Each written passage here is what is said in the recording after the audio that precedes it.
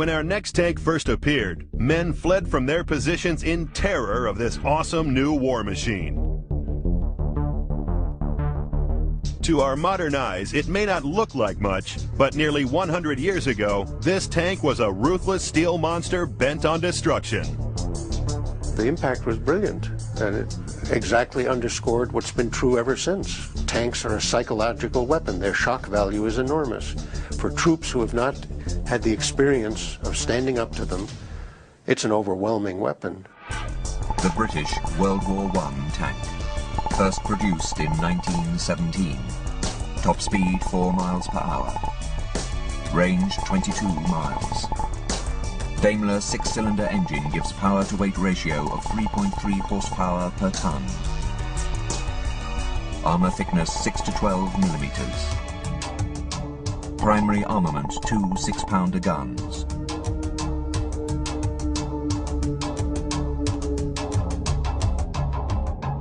The thing you've got to remember about tanks of the First World War is that you've never seen one of these before. You don't know the word tank. They're not big compared to modern tanks, but they're bigger than any machine you've ever seen outside a factory before. And it's shooting at you. The World War I tank inspired terror among the enemy, but it was also a dangerous place for its crew. The exhaust from the engine vents into the crew compartment, so you're being asphyxiated by the exhaust from your engine.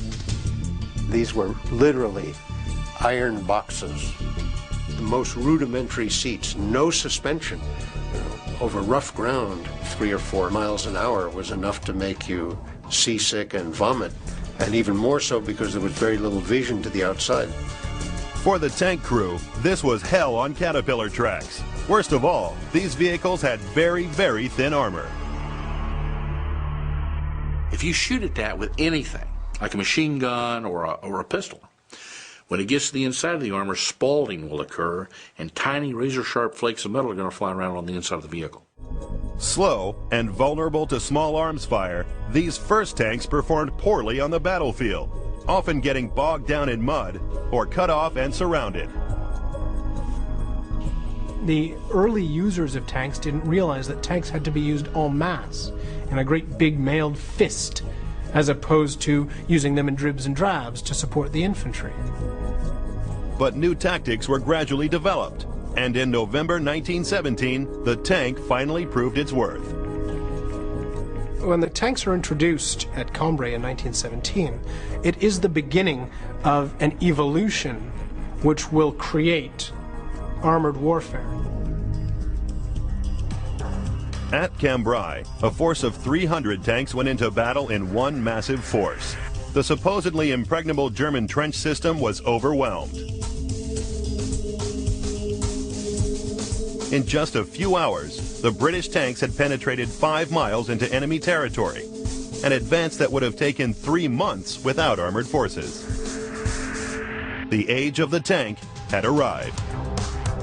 The World War I tank did have thin armor, but it was the only armored vehicle in existence, so scores well in this category, as it does on mobility and firepower. But it was not an easy machine to manufacture, being very much a high-tech product in its day, so scores below average in this category. But its fear factor was massive. Nothing like it had ever been seen before, earning it a respectable 4th place on the list.